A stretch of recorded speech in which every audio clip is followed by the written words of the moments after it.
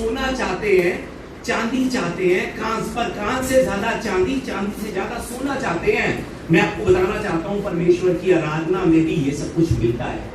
जो आराधना में आगे आकर बैठता है ना, उसे परमेश्वर सोने की आशीष देते हैं। ये नींद वाले सोने की आशीष की बात नहीं कर रहा हूं, सच में गोल्ड की आशीष देते हैं। जो बीच वाले हैं, परमेश्वर ने उनके लिए चांदी की आशीषें रखी हुई हैं। जो पीछे वाले हैं, परमेश्वर ने उनके लिए कांसे की आशीषें रखी हुई हैं। आशीषें सबको मिलती हैं, और अब ये हम पर है कि हमने कौन सी आशीष लेनी है। हालेलुया। अगले हफ्ते से सोने की आशीष को अपने जीवन में पाने वाले परमेश्वर के सभी प्यारे बंदे की आपसे गुजारिश करता हूं। हालेलुया।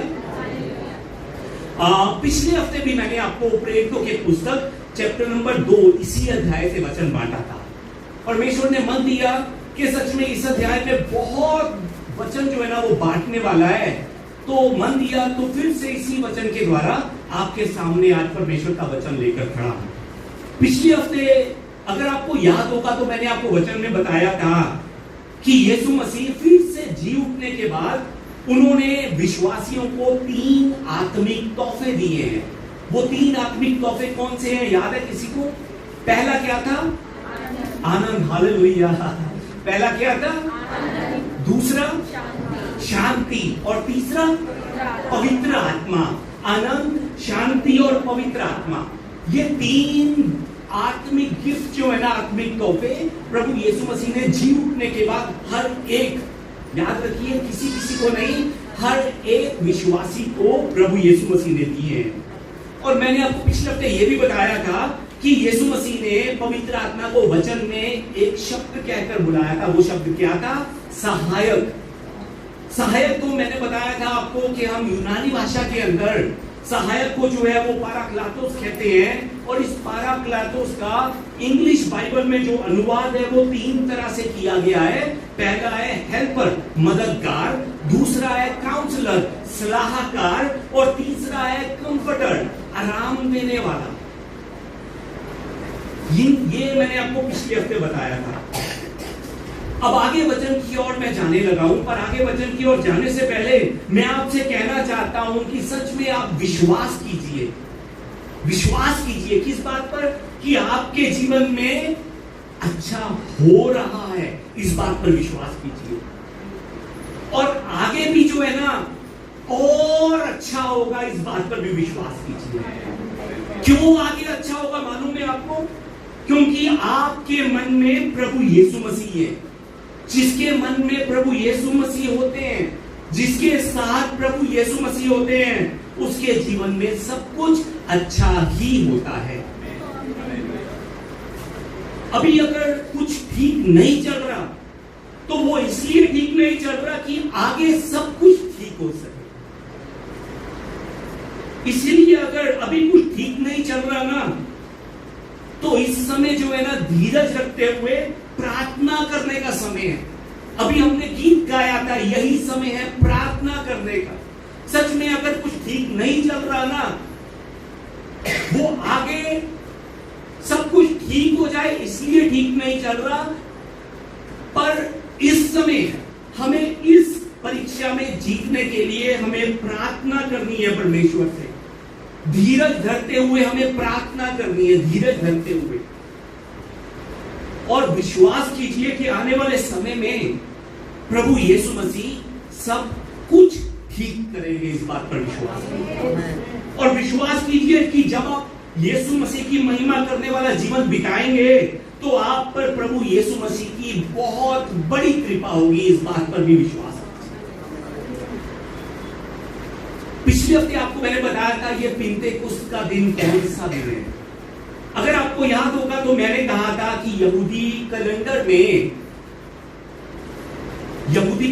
में इस दिन को जो है ना यहूदी लोग शाबोत कहते हैं, और हमारी हिंदी बाइबल में इस शाबोत को सप्ताहों का पर्व लिखा हुआ है। इस दिन जो है इजरायली अपनी फसल की कटाई परमेश्वर के सामने लेकर परमेश्वर को भेंट चढ़ाते हुए परमेश्वर का धन्यवाद करते हैं इन सप्ताह के त्योहार में, पर्व में। सिर्फ यही नहीं, इस सप्ताह के पर्व का एक और अर्थ है। इस सप्ताह का परिवार बार बार मुझसे निकल रहा है, परमेश्वर किसी के परिवार को आशीषित करने वाला है मुझे लग रहा है। ये जो सप्ताह का पर्व जो है ना, ये सप्ताह का पर्व वो दिन है, वो पर्व है जिस समय परमेश्वर ने मूसा के द्वारा इजराइल के लोगों को व्यवस्था दी थी, अपनी 10 आज्ञाएं दी थी। इजराइल के लोग उस दिन को याद करते हुए भी परमेश्वर का धन्यवाद करते हैं और अपने फसल की पहली कटाई जो है वो परमेश्वर के सामने भेंट के तौर पर चढ़ाते हैं। और यही सप्ताहों का पर्व जो है नए नियम में पेंतीकोस्त का दिन है। पेंतीकोस्त का ये जो पेंतीकोस्त का दिन है, ये दिन भी ईस्टर डे के बाद, ईस्टर डे के 49 दिन यानी कि 7 हफ्तों बाद जो है ये दिन आता है। मैंने आपको बताया था कि पिछले हफ्ते से 10 दिन पहले यीशु मसीह जिस समय स्वर्ग पर चढ़े थे, स्वर्ग पर चढ़ने के बाद यीशु मसीह ने पिछले हफ्ते अपने हर एक विश्वासी पर, जिस जीव ने यीशु को अंगीकार किया था, उस हर एक जीव पर परमेश्वर ने पवित्र आत्मा उतारा था। इस पेंतीकोस्त के दिन परमेश्वर ने अपना पवित्र आत्मा अपने विश्वासियों पर उतारा था। उस दिन 3000 ऐसे लोग थे जिन्होंने यीशु का सुसमाचार सुना और यीशु को अपने उद्धारकर्ता के रूप में स्वीकार किया। परमेश्वर ने उन सब विश्वासियों पर पानी की तरह अपना पवित्र आत्मा जो है ना वो उतारा, जिसके कारण कलीसिया में विश्वासियों की गिनती जो है ना वो बढ़नी शुरू हो गई। याद रखिए, पवित्र आत्मा उतरने के कारण कलीसिया की स्थापना हुई और कलीसिया में विश्वासियों की गिनती बढ़नी शुरू हो गई। मैंने आपको यह भी बताया था कि पुराने नियम में भी परमेश्वर का आत्मा जो था। नए नियम में पवित्र आत्मा कुछ नया नहीं है जो परमेश्वर ने दिया है। पुराने नियम में भी परमेश्वर का पवित्र आत्मा था। पुराने नियम के अंदर परमेश्वर का आत्मा चुने हुए लोगों पर उतरता था, खास लोगों पर उतरता था, अपने नबियों पर उतरता था। पर इस पेंतीकोस्त के दिन से परमेश्वर का आत्मा हर एक उस विश्वासी पर उतरता है जिसने सच्चे मन से यीशु मसीह पर विश्वास किया है। हालेलुया। मैं आपको फिर से एक बार याद दिलवाना चाहता हूं कि पेंतीकोस्त का दिन वो दिन है जिस समय इजराइल के लोग परमेश्वर का धन्यवाद करते हुए अपने फसल की पहली कटाई परमेश्वर को भेंट चढ़ाते हैं। और ये दिन वही दिन है जिस दिन परमेश्वर ने मूसा के द्वारा अपनी 10 आज्ञाएं इजराइल के लोगों को देकर उन्हें अपनी प्रजा बनाया था। और ये पेंतीकोस्त का दिन वही दिन है जिस दिन परमेश्वर ने अपना पवित्र आत्मा सब विश्वासियों पर उड़ेला था। पेंतीकोस्त का दिन जो है ना वो दिन है जब हमें व्यवस्था की जगह पर अनुग्रह और पवित्र आत्मा प्राप्त हुआ। व्यवस्था ने हमारे मन के ऊपर भार रखा हुआ था। क्यों? जो परमेश्वर ने आज्ञा हम विश्वासियों को दी थी, हम उस पर चल नहीं पा रहे थे। उस पर चलने के लिए प्रभु हमारे परमेश्वर ने हमें पवित्र आत्मा दिया और पहले फसल की कटाई के रूप में पहली कलीसिया की स्थापना जो है इसी पेंतीकोस्त के दिन में हुई। अब वचन की ओर हम चलते हैं। आज प्रेरितों के काम 2:2 में जो लिखा है मैं एक बार पढ़ना चाहूंगा आपके सामने। 2:2 में लिखा है, और एकाएक आकाश से बड़ी आंधी किसी सनसनाहट का शब्द हुआ। वचन में लिखा है कि आंधी, ये जो आंधी शब्द है ना, इस आंधी शब्द को इब्रानी भाषा में कहते हैं रूहा। एक बार हम कहें रूहा।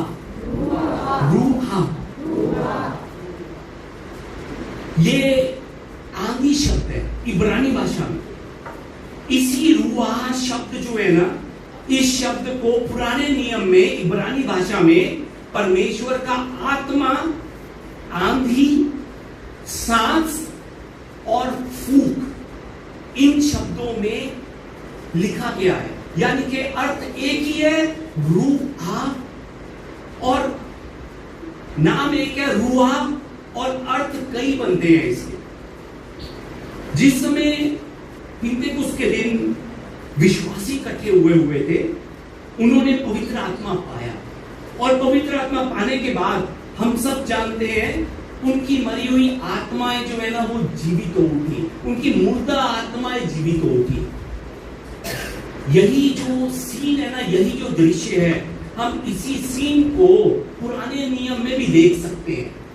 पुराने नियम में भी यहेजकेल की पुस्तक चैप्टर नंबर 37 को जब हम देखते हैं तो उस 37 नंबर चैप्टर में परमेश्वर का आत्मा जो है ना वो यहेजकेल के ऊपर उतरता है और यहेजकेल को भविष्यवाणी करने के लिए कहता है। जिस समय परमेश्वर का आत्मा यहेजकेल नबी को सूखी हड्डियों की तराई की ओर लेकर जाता है, उस समय उसने सूखी हड्डियों से भरी उस तराई में परमेश्वर की आज्ञा अनुसार भविष्यवाणी की। वो जो भविष्यवाणी है 4 और 6 नंबर आयत में लिखी हुई है। जिस समय ये जो यहेजकेल नबी जो है, जिस समय ये परमेश्वर की आज्ञा के अनुसार भविष्यवाणी करता है, तब उस जगह पर परमेश्वर का आत्मा चलता है, वचन में लिखा हुआ है। यानी कि इब्रानी भाषा में रूहा चला उस जगह पर। जिस समय वो भविष्यवाणी करता है परमेश्वर की इच्छा अनुसार, तब वहां पर जीवन का सांस चलता है, रूहा चलता है। उस जगह पर आंधी चलती है, रूहा चलता है। और जिस समय उस जगह पर रूहा चलता है, वहां पर हड्डी से हड्डी जुड़ जाती है और वो सभी मुर्दे जो हैं वो जीवित सेना बन जाते हैं, जीवित सेना। ये जो बात मैं आपको बता रहा हूं, आगे यहेजकेल की पुस्तक 37 की 9 और 10 में लिखा हुआ है, घर में जाकर पढ़िएगा। जिस समय पवित्र आत्मा की आंधी चलती है ना, मैं बताना चाहता हूं, उस समय सूखी हड्डियों के समान मृतक आत्माएं भी जीवित हो उठती हैं। आज परमेश्वर से प्रार्थना कीजिए, प्रार्थना सच में परमेश्वर से प्रार्थना कीजिए कि पवित्र आत्मा की आंधी जो है ना, आंधी वो आप सब पर आज चल सके। प्रार्थना कीजिए परमेश्वर से कि परमेश्वर इस जगह पर पवित्र आत्मा की आंधी जो है ना वो चलने की इजाजत दे सके। प्रार्थना कीजिए परमेश्वर से कि प्रभु मेरी आत्मा में पवित्र आत्मा की आंधी को आज बहने दे, इस कलीसिया में आज पवित्र आत्मा की आंधी को बहने दें, इस शहर में आज पवित्र आत्मा की आंधी को bहने दें, हमारे भारत देश में आज प्रभु पवित्र आत्मा की आंधी को आप बहने दें। प्रार्थना कीजिए परमेश्वर से। जब आंधी जो है ना, तूफान जो है कहीं से गुजरता है, तब उस जगह पर कुछ नुकसान होता है। आपने भी देखा होगा टाइफून जब जहां से निकलता है ना, वहां पर कुछ नुकसान जरूर होता है, लेकिन उस तेज आंधी के कारण गंदी हवा, प्रदूषण जो है ना वो खत्म हो जाता है उस तूफान के कारण। उसी तरह से जिस समय पवित्र आत्मा की आंधी हमारे मन में चलती है ना, तो हमारे मन से भी अशुद्धता जो है ना वो मिट जाती है, हमारे मन से भी अशुद्धता जो है ना वो खत्म हो जाती है और परमेश्वर की कृपा और उसका आशीर्वाद जो है ना वो हमारे पास आना शुरू हो जाता है। परमेश्वर से आज प्रार्थना कीजिए कि प्रभु पवित्र आत्मा की आंधी मेरे मन में चलाए, ताकि आज मेरे मन की सभी चिंताएं, सभी परेशानियां, मेरे मन का हर एक डर जो है ना वो दूर हो जाए और परमेश्वर की कृपा जो है ना वो आज सच में मुझ में छा जाए और परमेश्वर का आनंद जो है ना वो मुझ में आ उमड़े। इसको लेकर आज प्रार्थना कीजिए। आज पवित्र आत्मा की ऐसी हवा चलने दीजिए कि सच में आपके अंदर की सारी नाराजगी, आपके अंदर की सारी शिकायत जो है ना वो आज आपसे दूर हो जाए और परमेश्वर का प्रेम जो है ना वो आप में आ उमड़े, आप में। आज पवित्र आत्मा की आंधी को अपने दिलों में, अपने घरों में, अपनी कलीसिया में बहने दीजिए आज, ताकि परमेश्वर के महान चमत्कार आपके जीवन के द्वारा परमेश्वर दूसरों के सामने प्रकट कर सके। आइए एक बार हम परमेश्वर से कहें हाथ उठाकर, पिता परमेश्वर पवित्र आत्मा की आंधी हमारे हृदयों में बहने दे। पवित्र आत्मा की आंधी इस कलीसिया में बहने दे। पवित्र आत्मा की आंधी मेरे घर में बहने दे। हालेलुया। आइए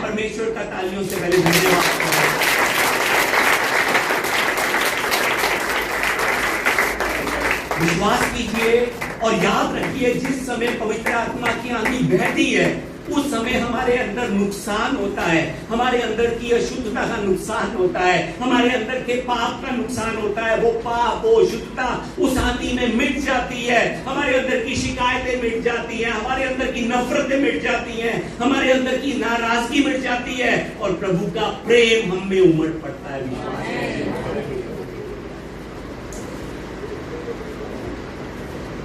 3 नंबर आयत प्रेरितों के पुस्तक 2:3 को जब हम देखते हैं तो उसमें इस तरह से लिखा है, आइए हम एक आवाज में मिलकर पढ़े। और उन्हें आग की सी जीभें फटती हुई, आमीन। आज वचन में क्या लिखा है कि पवित्र आत्मा सब पर आग की सी तरह, आग की, यानी कि पवित्र आत्मा जो है ना वो उतरा। उस समय क्या दिखाई दिया कि आग की सी जीभें जो है ना वो फट रही है। आग, ये जो आग शब्द है ना, आग, ये आग परमेश्वर की शक्ति की निशानी है। ये आग परमेश्वर की सामर्थ की, परमेश्वर की मौजूदगी की, परमेश्वर के न्याय का प्रतीक है ये आग शब्द जो। जिस समय हम पहले राजाओं की पुस्तक को देखते हैं, पहले राजाओं की पुस्तक अध्याय 18 में हम जानते हैं कि एलिया नबी जो है वो कारमेल पर्वत पर बाल के पुजारियों का सामना करता है। उस समय, जिस समय वो बाल के नबियों का सामना कर रहा होता है, उस समय परमेश्वर ने स्वर्ग से आग गिराई थी और वो आग गिराकर परमेश्वर ने उस बाल नबी की वेदी को भस्म किया था।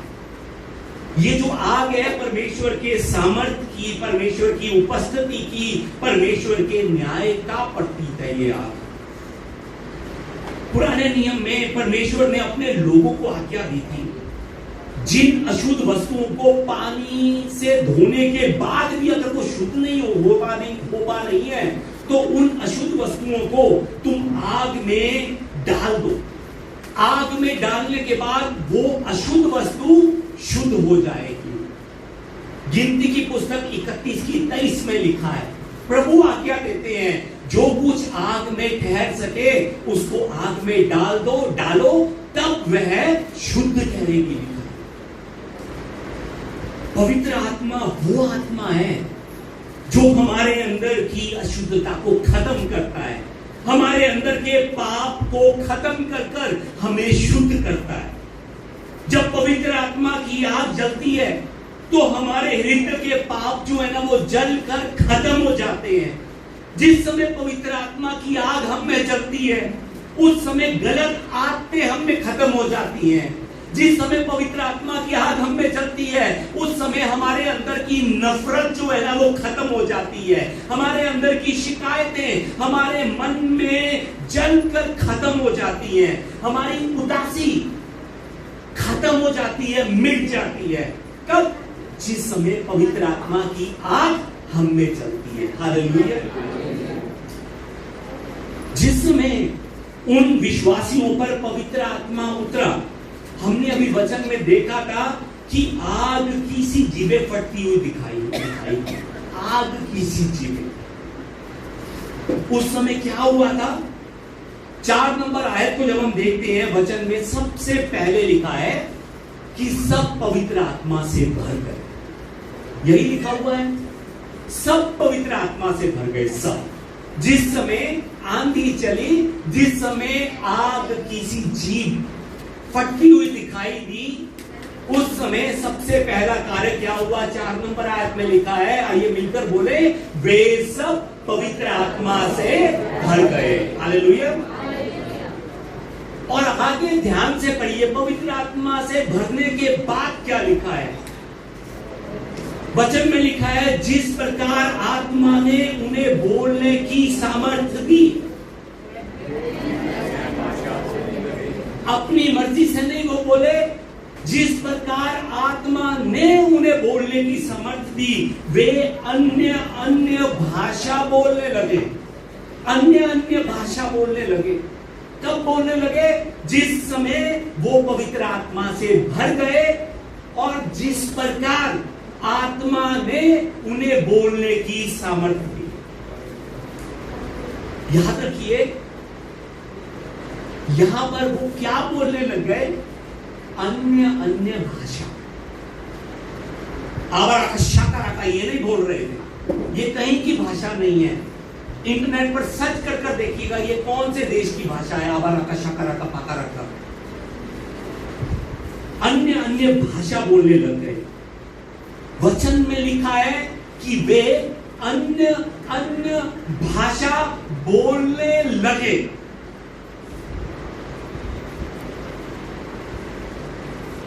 अन्य अन्य भाषा में वो क्या बोल रहे थे मालूम है आपको? परमेश्वर के बड़े बड़े कार्यों की वो चर्चा कर रहे थे अन्य अन्य भाषा में।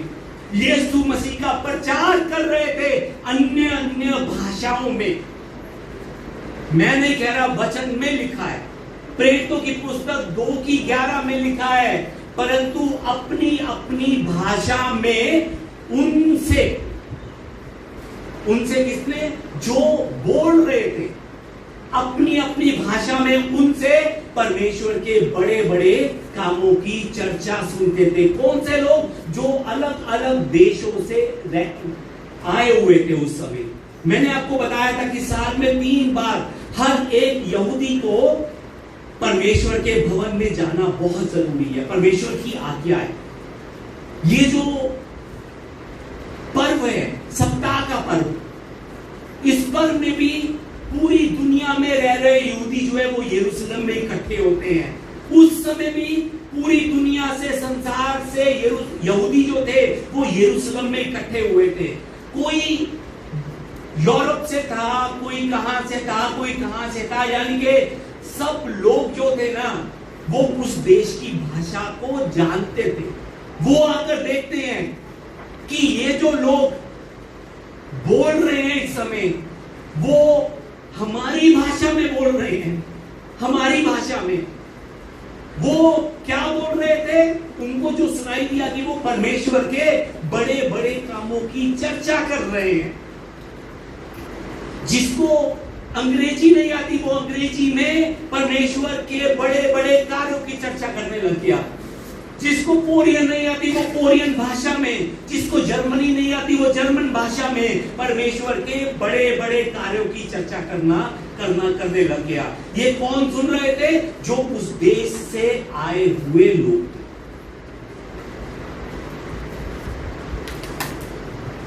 वो जिस देश में, जिन पर पवित्र आत्मा उतरा था, वो जिस देश में कभी गए भी नहीं, उस देश की भाषा में वो बोल रहे थे। उस देश की भाषा में वो परमेश्वर की चर्चा करने लगे। उस देश की भाषा में वो परमेश्वर की बड़ाई करने लगे। उस देश की भाषा में वो यीशु मसीह का प्रचार करने लगे। याद रखिए कि जो पवित्र आत्मा से भरता है वो परमेश्वर के बड़े बड़े कार्यों की चर्चा करता है। जो पवित्र आत्मा से भरता है वो यीशु का प्रचार किए बिना रह नहीं पाता। जो पवित्र आत्मा से भरा होता है वो परमेश्वर की बड़ाई करता ही करता है। हालेलुया।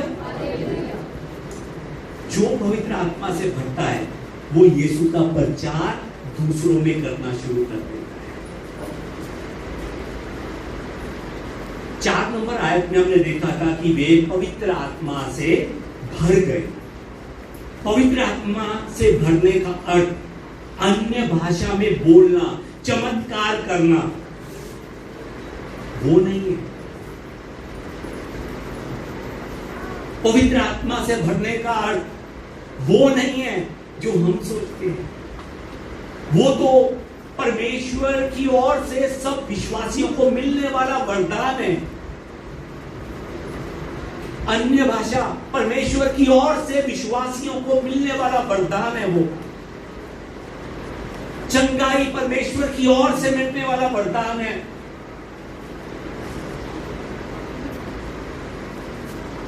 बुद्धि ज्ञान परमेश्वर की ओर से मिलने वाला वरदान है। पवित्र आत्मा की ओर से मिलने वाला वरदान है। पवित्र आत्मा में भरने का अर्थ क्या है? पवित्र आत्मा में भरने का अर्थ यहेजकेल की पुस्तक अध्याय 11 में हम एक बार देखते हैं क्या लिखा हुआ है। यहेजकेल की पुस्तक अध्याय 11 को आइए हम एक आवाज में मिलकर पढ़े क्या लिखा है। और मैं उनका हृदय एक कर दूंगा और उनके भीतर नई आत्मा उत्पन्न करूंगा। कौन सी आत्मा? पवित्र आत्मा। नई आत्मा, पवित्र आत्मा भर दूंगा। आगे पढ़े। और उनकी देह में से पत्थर का हृदय निकाल कर उन्हें मांस का कर दूंगा, जिससे वे मेरी विधियों पर नित चला करें और मेरे नियमों को माने, और वे मेरी प्रजा ठहरे और मैं उनका परमेश्वर ठहरूंगा। आमीन। आज वचन में पवित्र आत्मा में भरने का पहला अर्थ 19 नंबर आयत में लिखा है। आगे अगर हम देखेंगे तो 19 नंबर आयत में लिखा है, पहला, मैं उनका हृदय क्या कर दूंगा? एक कर दूंगा। लिखा है एक। जो आदमी परमेश्वर के अनुग्रह से पवित्र आत्मा से भरेगा, परमेश्वर उसको एक कर देगा। एक, उनके मनों को एक कर देगा। पिछले हफ्ते हमने वचन में पतरस के जीवन से थोड़ी सी बात की थी। अगर आपको याद होगा, मैंने आपको बताया था कि पतरस यीशु के साथ चलता था, पतरस यीशु पर विश्वास करता था, पर वो पतरस ओवर कॉन्फिडेंस था। वो पतरस जो था ना, उसमें विश्वास से ज्यादा, परमेश्वर के विश्वास से ज्यादा आत्मविश्वास ज्यादा भरा हुआ था। उसको लगता था कि मैं ही मैं हूं, मैं कर सकता हूं। जिस समय यीशु मसीह ने उससे पूछा, उससे नहीं 12 चेलों से पूछा कि तुम क्या सोचते हो कि मैं कौन हूं, उस समय बाकी 11 चुप थे। सिर्फ एक था जो ओवर कॉन्फिडेंस था। उसको लगा कि हाँ प्रभु आप जीवित परमेश्वर के पुत्र मसीह हैं। जिस समय यीशु मसीह पानी पर चल रहे होते हैं, 12 के 12 चुप होते हैं। एक जो है ओवर कॉन्फिडेंस से भरा होता है, वो कहता है कि प्रभु आप जो है, आप अगर आप सच में यीशु हैं तो मुझे पानी पर चलने की इजाजत दीजिए, आज्ञा दीजिए। पतरस जो था ना, पतरस को ओवर कॉन्फिडेंस था, अपना विश्वास था उसमें, परमेश्वर का विश्वास नहीं था, अपना विश्वास। और हम सब जानते हैं कि पवित्र आत्मा पाने के बाद उसका ओवर कॉन्फिडेंस खत्म हो गया, उसका अपना विश्वास खत्म हो गया। पवित्र आत्मा ने उसको जो है आगे बढ़ाया। और जिस समय वो पवित्र आत्मा से भरा, हर एक काम अकेला मैं कर सकता हूं, मैं अकेला बोल सकता हूं, अकेला ही बोलूंगा। वो अकेला करने वाला इंसान पवित्र आत्मा पाकर, वचन में हमने देखा था कि 11 के साथ मिलकर खड़ा हुआ। मिलकर, अकेला नहीं इस बार खड़ा हुआ, वो 11 के साथ, बाकी सेवकों के साथ मिलकर खड़ा हुआ। क्यों? क्योंकि इस बार वो ओवर कॉन्फिडेंस से नहीं, पवित्र आत्मा से भरा हुआ था। हालेलुया। याद रखिए कि जो मनुष्य पवित्र आत्मा पाता है वो सबके साथ मिलकर चलता है, वो एक मन होकर रहता है। उसके अंदर से झगड़े खत्म हो जाते हैं, उसके अंदर से नफरतें खत्म हो जाती हैं, उसके अंदर से मैं, ये शब्द जो है ना वो खत्म हो जाता है। उसके अंदर मैं की जगह पर हम शब्द जो है निकलना शुरू हो जाता है। सबोपदेशक की पुस्तक 4:12 को जब हम देखते हैं तो उसमें लिखा है, यदि कोई अकेले पर प्रबल हो तो हो, परंतु 2 उसका सामना कर सकेंगे। जो डोरी 3 धागों से बटी हो वह जल्दी टूटती नहीं। पवित्र आत्मा ने, परमेश्वर ने हमें पवित्र आत्मा इसलिए दिया है कि हम जो है ना टूट ना सके। जो डोरी 3 धागों में जुड़ी हुई है ना, वो टूटती नहीं है, जल्दी याद रखिए। और ये तीन धागे कौन से हैं? मैं कहता हूं परमेश्वर, पुत्र और पवित्र आत्मा। जो साथ में जुड़ा हुआ है ना, जिन्होंने पाया हुआ है आत्मा परमेश्वर का, वो जल्दी टूटता नहीं है। परमेश्वर उसे संभालता है। परमेश्वर के साथ में लोग जिसके साथ उसने एक मन किया हुआ है वो उसे संभालते हैं। फिलहाल पहला हमने वचन में देखा कि जिस पर पवित्र आत्मा उतरता है उसका हृदय जो है ना वो एक हो जाता है, परमेश्वर उसे एक कर देते हैं। दूसरा 11:19, यहेजकेल 11:19 में लिखा हुआ है, जो लाल अक्षरों में लिखा है, आइए हम उसे मिलकर एक आवाज में पढ़ें। उनकी देह में से पत्थर का सा हृदय निकालकर उन्हें मांस का हृदय दूंगा। आमीन। जिन पर पवित्र आत्मा उतरता है, जिस मनुष्य में पवित्र आत्मा होता है, परमेश्वर उस इंसान के मन को कैसा बना देते हैं? मांस सा, नरम बना देते हैं, कोमल बना देते हैं। उसका मन जो है, उसका हृदय जो है ना वो पत्थर सा कठोर नहीं होता, उसका हृदय नरम होता है, नरम। ये बात जो है प्रभु अपने वचन में यहीं पर नहीं, जब आगे हम 36 को देखते हैं तो वहां पर भी यही बात लिखते हैं। परमेश्वर फिर से यही बात को रिपीट करते हैं। परमेश्वर कहते हैं कि मैं तुमको नया मन दूंगा और तुम्हारे भीतर नई आत्मा उत्पन्न करूंगा और तुम्हारी देह में से पत्थर सा हृदय निकालकर तुमको मांस का हृदय दूंगा। एक ही शब्द अगर दो बार रिपीट हुआ हो तो कितना जरूरी होगा, ये प्रभु हमें याद दिलवाना चाहते हैं। मांस की तरह कोमल मन वाला जो मनुष्य है ना, वो कभी भी किसी के मन को जख्म नहीं देता। याद रखिए इस बात को। वो खुद जख्म खा लेगा पर वो दूसरों को जख्म नहीं देगा। मांस की तरह नरम मन वाला जो व्यक्ति है ना, वो अपनी जुबान को कंट्रोल में रखेगा। उसकी जुबान से जो है ना कांटे नहीं निकलेंगे, उसकी जुबान से फूल बरसेंगे, फूल। मांस की तरह नरम मन वाला व्यक्ति जो है ना, वो दूसरों को क्षमा करने के लिए सदा तैयार रहता है। वो उसका मन जो है ना बहुत बड़ा होता है, दूसरों की गलतियों को वो ढकता है, दूसरों के पापों को वो क्षमा करता है, क्षमा। नरम मन वाला मनुष्य जो है ना, उसका स्वभाव लड़ने वाला नहीं होता, लड़ाका नहीं होता, वो शांति से भरा होता है क्योंकि पवित्र आत्मा उसमें होता है। इसलिए परंतु मैं आपको बताना चाहता हूं कि हम मनुष्य जो है ना, हम मनुष्य का मन कैसे नरम हो सकता है। हम हमारे मन को खुद जो है ना खुद ब खुद अपनी मेहनत से नरम नहीं बना सकते। हम अगर अपने मन को अपनी मेहनत से नरम बनाने की कोशिश करेंगे ना, तो कुछ दिनों के लिए वो मन नरम रहेगा, पर कुछ दिनों बाद वो फिर से वैसा ही हो जाएगा। वैसा नहीं, और कठोर हो जाएगा और वो कहेगा कि मैंने तो इसको माफ किया था, ये फिर से वही काम कर रहा है, अब मैं इसको माफ नहीं करूंगा। ये कार्य मैं आपको बताना चाहता हूं, नरम मन करने का कार्य जो है ना, वो हमारा नहीं है, पवित्र आत्मा का है, पवित्र आत्मा का। और वो करेंगे, क्यों करेंगे मालूम है आपको? क्योंकि उन्होंने वचन में लिखकर हमसे वादा किया है कि वो हमारे कठोर मन को नरम करेंगे, मांस की तरह नरम करेंगे। याद रखिए, हालेलुया। हम नहीं कर सकते, वो करेंगे।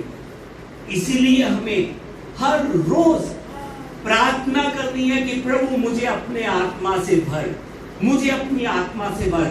हमें हर रोज प्रार्थना करनी है। आत्मा से भरा हुआ इंसान, मैं तीसरी बात बताना चाहता हूं।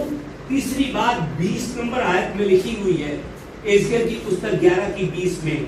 जो पवित्र आत्मा से भरा हुआ मनुष्य है वो परमेश्वर की विधियों पर नित्य चलता है, नित्य। कभी कभी नहीं, ऐसा नहीं लिखा कि जिस समय उसका मूड है उस समय नहीं, जिस समय उसका मन अच्छा है उस समय नहीं लिखा। लिखा है कि वो परमेश्वर की विधियों पर सदा नित्य चलता है।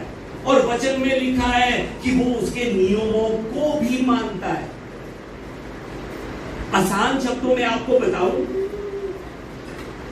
कि जो पवित्र आत्मा से भरा है ना, वो इस जगत में सबसे ज्यादा परमेश्वर से प्रेम करता है और उस एक परमेश्वर का आज्ञाकारी बनकर अपना जीवन बिताता है।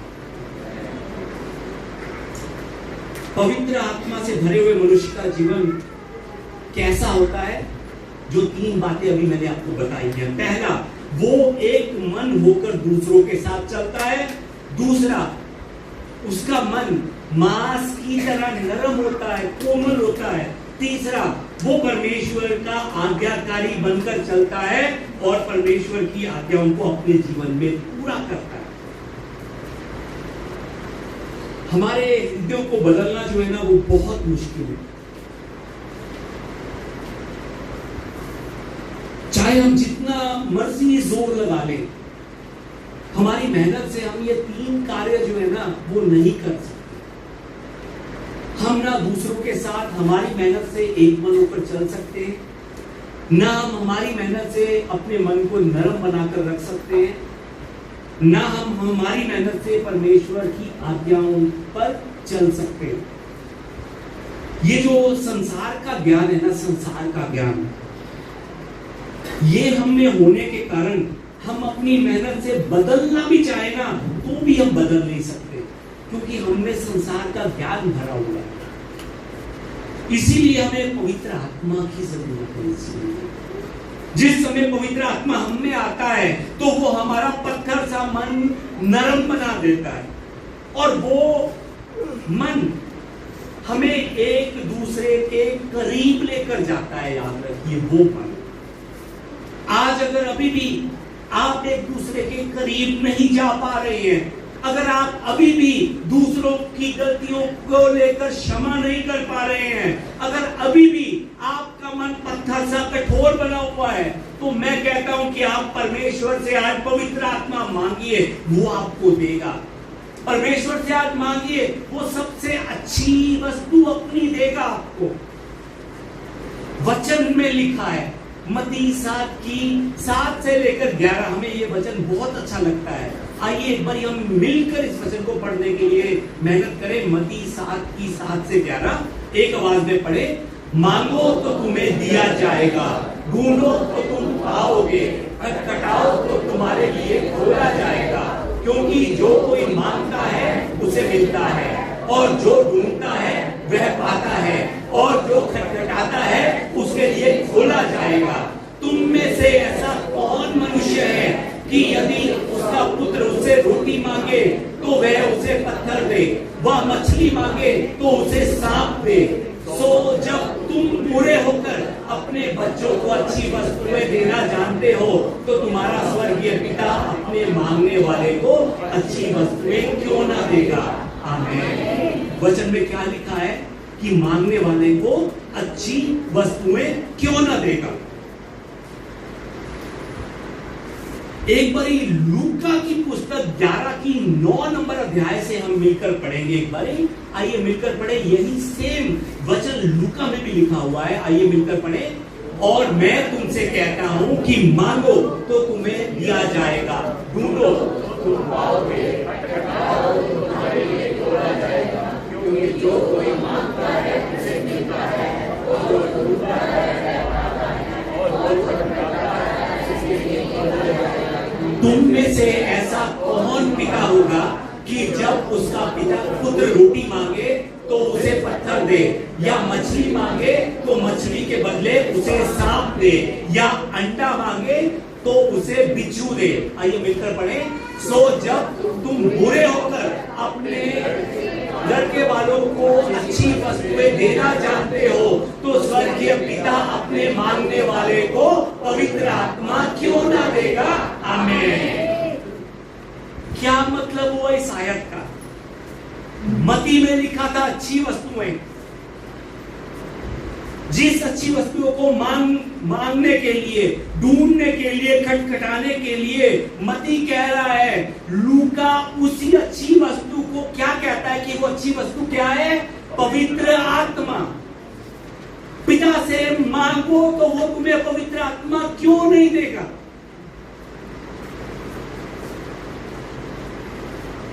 हम अभी तक क्या मांग रहे थे, क्या ढूंढ रहे थे, क्या खटखटा रहे थे अपनी जरूरतों को लेकर? पर मत्ती जो है ना, लूका जो है, वो अपनी जरूरतों को लेकर मांगने के लिए नहीं कहते। वो कहते हैं प्रभु को मालूम है तुम्हें क्या चाहिए। पवित्र आत्मा मांगो, तुम्हें जिस चीज की सबसे ज्यादा जरूरत है उस आत्मा को मांगो ताकि तुम्हारा जीवन बदल सके। आज सच में मैं आपको बताना चाहता हूं कि अगर हम एक दूसरे को क्षमा नहीं कर पा रहे हैं, अगर अभी भी हम जो है ना, अगर अभी भी हमारा मन कठोर बना हुआ है, तो हमें पवित्र आत्मा की जरूरत है। पवित्र आत्मा हम पाएंगे, हम एक मन होकर चल पाएंगे। पवित्र आत्मा अगर हम पाएंगे तभी हम क्षमा कर पाएंगे, तभी हम परमेश्वर की इच्छा को, परमेश्वर की आज्ञा को अपने जीवन में हम पूरा कर पाएंगे। जिस तरह से पेंतिकुस्त के दिन परमेश्वर ने विश्वासियों पर हवा और आग की नाई पवित्र आत्मा को उड़ेला था, आज आप भी परमेश्वर से मांगिए, वो आप पर भी पवित्र आत्मा को उतारेगा, वो आपको भी अपनी आत्मा से भरेगा। हम पवित्र आत्मा को पाए बिना परमेश्वर के साथ सच्ची संगति नहीं कर सकते। हम पवित्र आत्मा को पाए बिना जीवन का सच्चा आनंद और शांति जो है वो नहीं पा सकते। पवित्र आत्मा का फल पाए बिना हमारा स्वभाव जो है ना वो मसीह की तरह बनना असंभव है। जिस तरह से सांस के बिना शरीर जो है ना वो मरा हुआ शरीर होता है, उसी तरह से पवित्र आत्मा के बिना हमारी आत्मा भी मरी हुई है। पवित्र आत्मा के बिना मनुष्य जो है ना विश्वासी अधूरा है, याद रखिए इस बात को। पवित्र आत्मा के बिना मनुष्य कभी भी आनंद से भरा जीवन नहीं बिता सकता, शांति से भरा जीवन नहीं बिता सकता। जॉन स्टार्ट नाम के पास्टर जी हैं, उन्होंने एक किताब लिखी है। उस किताब में वो कहते हैं कि पवित्र आत्मा सिर्फ वो पा सकता है जिसने खुद को मरा हुआ घोषित कर दिया हो। हालेलुया। पवित्र आत्मा सिर्फ वो पा सकता है जो यीशु के साथ अपनी जिद को लेकर, अपनी मैं को लेकर, अपने घमंड को लेकर यीशु के साथ क्रूस पर चढ़ गया हो, जिसने अपने मन में अपनी मालिक की कुर्सी सिर्फ और सिर्फ यीशु को दे दी हो। पवित्र आत्मा सिर्फ वो पा सकता है। वो पास्टर जी अपनी किताब में लिखते हैं। क्या आपकी जिद, आपकी मैं क्रूस पर चढ़ चुकी है? क्या आप यीशु के साथ क्रूस पर मर चुके हो? क्या अब यीशु आप में जीवित है? अब आप मर चुके हो या अभी भी नहीं मरे हो? आपकी जिद, आपकी मैं खत्म हो चुकी है या अभी भी आपकी मैं, आपकी जिद जीवित है? इस बारे में आप खुद जानते हो। आप सबको मालूम है अपने बारे में कि अभी भी आपकी मैं जीवित है या आप में यीशु जीवित है। कहीं पर ऐसा तो नहीं कि अभी भी सच में जो मैंने करना है वो मैं करूंगा ही करूंगा, ऐसा मन तो नहीं है। जो मैंने कहना है वो मैं कहकर ही हटूंगा, ऐसा मन तो नहीं है। जो मैंने ठान लिया है मैंने वो करना ही करना है, चाहे कोई जिए, चाहे कोई जख्म खाए, चाहे कोई मरे, मैंने वो करना ही करना है। कहीं पर ऐसी जिद में तो नहीं हम अभी भी रह रहे हैं। पवित्र आत्मा की आग प्राप्त करने के लिए सच में हमें प्रार्थना करनी।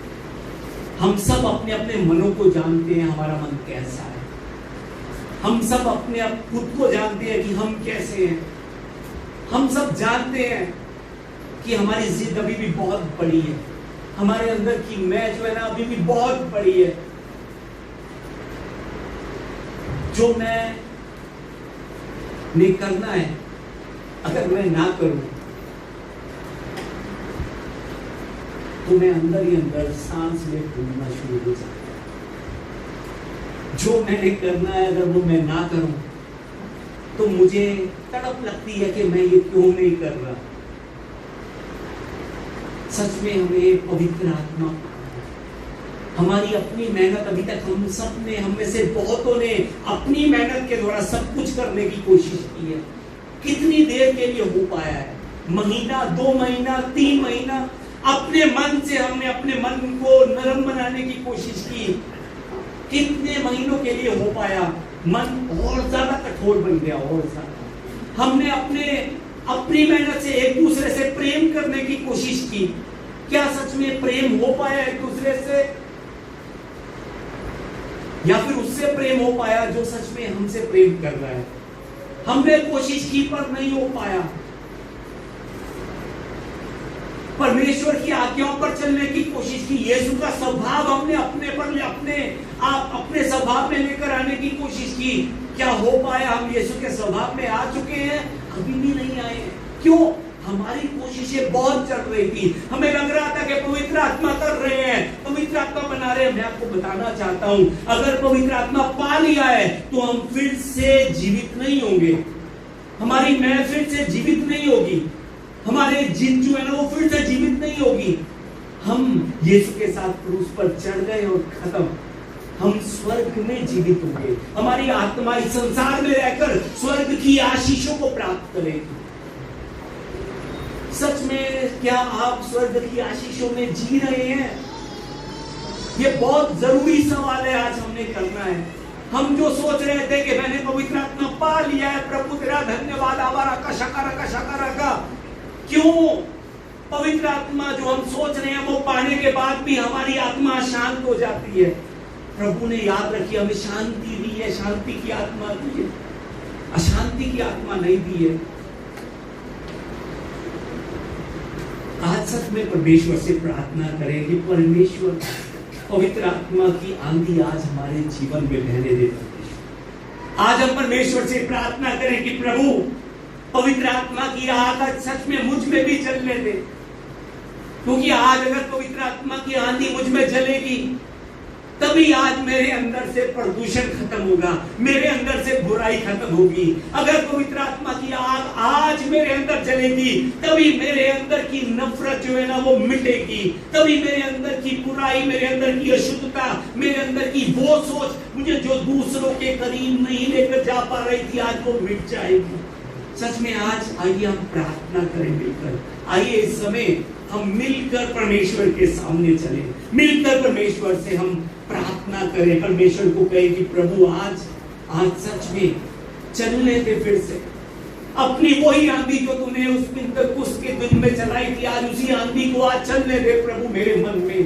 प्रभु उसी आग को आज फिर से जो है ना आज चलने दे मेरे मन में, ताकि आज मैं नया हो जाऊं और आज मैं पवित्र आत्मा को अपने साथ में लेकर इस जगह से जा सकूं। प्रभु आज पवित्र आत्मा से मुझे भर दे, हम प्रार्थना करेंगे ताकि मेरा ये पत्थर सा मन आज सच में नरम हो जाए। आज हम मिलकर प्रार्थना करेंगे कि प्रभु आज मुझे पवित्र आत्मा से भर दे, ताकि सच में मैं दूसरों के साथ एक मन होकर चल सकूं। आज सच में प्रभु मुझे पवित्र आत्मा से भर दे, ताकि आज मैं तेरी आज्ञाओं को अपने जीवन में पूरा कर सकूं, ताकि आज से तेरी ज्योति मुझ में चमक सके और हर एक इंसान मेरी तरफ देखकर कह सके कि मुझे इसमें यीशु दिखाई दे रहा है। आइए मिलकर हम प्रार्थना करें प्रभु से, आइए मिलकर हम प्रभु के पास चलें।